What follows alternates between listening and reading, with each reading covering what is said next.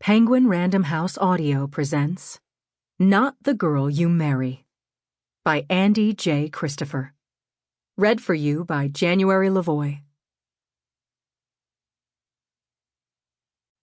To Bud Menka, the prototype for the Nolan men. Author's note. I started writing Not the Girl You Marry in late 2017. Blasted by the bleak state of the world whenever I turned on the news, I was craving some of the lightness, humor, and hope of my favorite romantic comedy films. And I wanted to see myself, a biracial woman who has been through the ringer when it comes to dating, coaxed into believing in love again. I wanted to write the kind of hero that I would fall in love with if he walked off the pages. Someone kind, considerate, smart, aware of his privilege, and with enough of an edge so as not to be a pushover. I'm still waiting, by the way.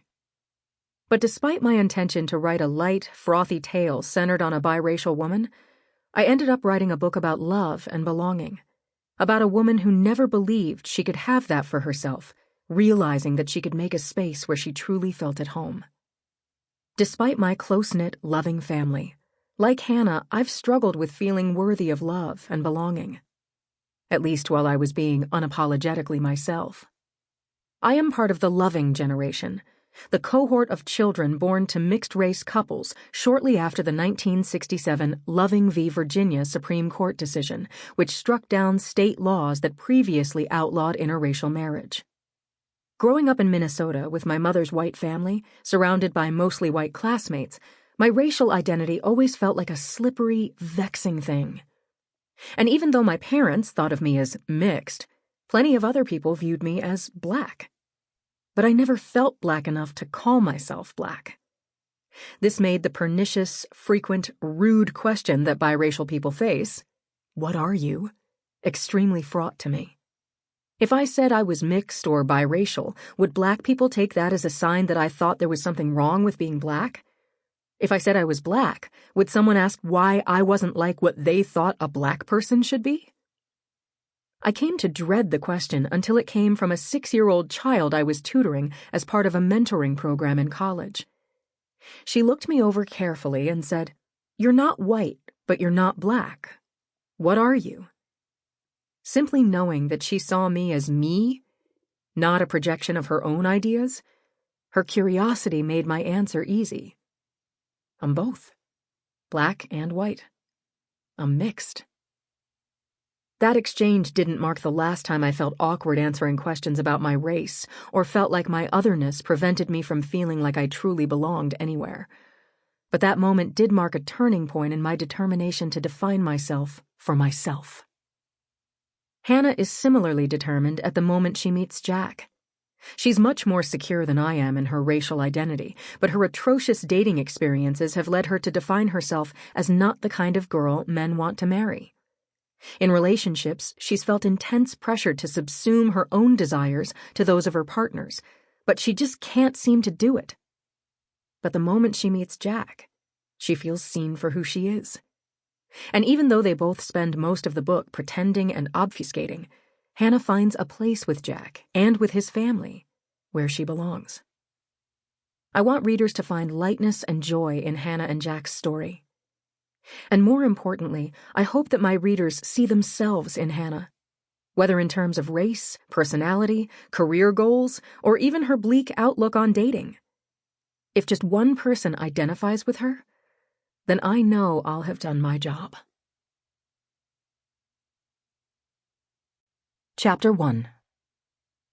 On the third day of 9th grade, Jack Nolan asked Maggie Doonan to be his date to the Leo Catholic freshman dance. He blackmailed his older brother Michael into dressing up as a chauffeur and driving them in their father's baby-shit-colored Lincoln Town Car. Then he sweet-talked Mrs. Jankowski at the flower shop into finding lilacs in Chicago in September, just because Maggie's sister had told him that they were Maggie's favorite flower. After that, Maggie Doonan hadn't needed any more convincing that he was the perfect, half-formed man for her. And the fact that he was an actual, honest-to-God choir boy had convinced Maggie's father not to even bother threatening him with the shotgun that still resided in the Doonans' front closet. At the time, Jack had no idea what kind of power he had unlocked. 2 years later, he and Maggie had sullied the back seat of the baby shit-colored Lincoln Town Car in unspeakable ways.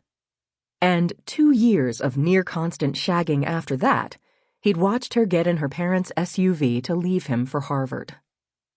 Watching Maggie's tear-stained face drive into the distance had broken Jack's heart. But he'd been the only guy in his high school friend group to leave for college with valuable sexual experience not involving his right hand. Still, he'd been sad. Until he met Katie Leung during the 3rd hour of freshman orientation at the University of Michigan. She'd winked at him while they'd learned the fight song at some stupid mixer for first-year students. That wink had hooked straight into Jack's dick and driven him to be the best college boyfriend ever. Midnight burritos, romantic 2 a.m. walks to and from the library, and oral sex at least 3 times a week. 6 times during finals. Hell, he'd even started working for the school paper because Katie was going to be a journalist when she grew up. The only thing about his relationship with Katie that had stuck past her semester in Paris and her subsequent new relationship with some French douche named Julian was his career in journalism and a broken heart. But the broken heart had lasted only a few months until he'd met Lauren James, his favorite ex-girlfriend. She was off-the-wall funny and could suck the chrome off a trailer hitch. He and Lauren had lasted through their senior year at Michigan and a shitty apartment with 6 roommates in the Bronx while he'd studied for his master's at Columbia, and she'd waited tables at a craptastic midtown tourist trap and raced to and from off-Broadway auditions. Lauren hadn't even dumped him when he'd moved home to Chicago for a shiny new job. She'd saved her tips and flown out twice a month, until she'd met a British director who wanted to cast her in an all-female West End production of Waiting for Godot. "You're the best man I know, Jack. Such a great guy. I'll never have another boyfriend like you."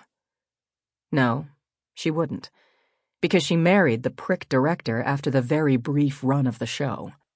That British guy hadn't been a Boy Scout, and he for sure didn't know all the best sex knots to tie. As he stood at the bar of a speakeasy in Wicker Park, after waiting 15 minutes for an artisanal old-fashioned made with, artisanal cherries and orange peels scraped off with the bartender's artisanal hipster fingernails or some shit, he'd been without a girlfriend for 6 months. It was the longest he'd ever gone, and that was why his buddies had thought it was a good idea for him to leave his couch and the Michigan-Notre Dame game to sit around and talk to them in public. He should be working tonight. In addition to not having a girlfriend, he didn't have the illustrious journalism career he'd dreamed of. In a recent pivot to video, he'd become the online magazine's how-to guy. His boss told him he was too handsome to break real news, but more important, he would be laid off if he didn't shift with the times. Now his father grumbled about him not having a real job every time he saw him, and Jack kept his mouth shut because he was living in a condo his family owned. If he lost his not real job, not only would he have to hold his tongue around dear old Dad, he would have to wear a sandwich board on the corner. Or worse, work with his dad.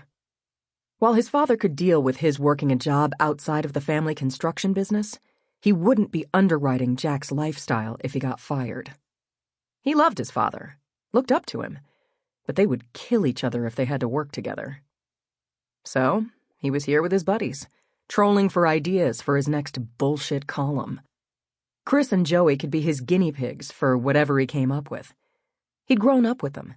They'd all graduated from Leo together. Unlike him, they were knuckleheads about women. The idea that they would need to stage some sort of intervention with him over the non-existent state of his love life was freaking preposterous, as demonstrated by the fact that they were wearing suits for a Saturday night out in the hipster hell that was Wicker Park, so they could stand around a bar that served overpriced, fussy drinks while looking at their phones and not talking to any of the women actually in the room. Neither of them understood that for the first time since Maggie Doonan had put her hand down his pants under the bleachers at the freshman dance, he was kind of happy being alone. He could finally do the kind of shit that he liked, watch the game with a beer or 5, Sleep until... Sample complete. Ready to continue?